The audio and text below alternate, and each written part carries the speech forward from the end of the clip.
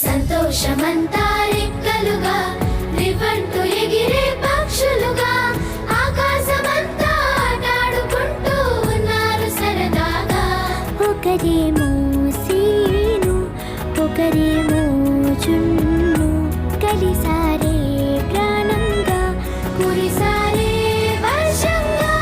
పాటేమో scene ఆటేమో చున్ను ఒకటై ఎదిగారే మధురంగా.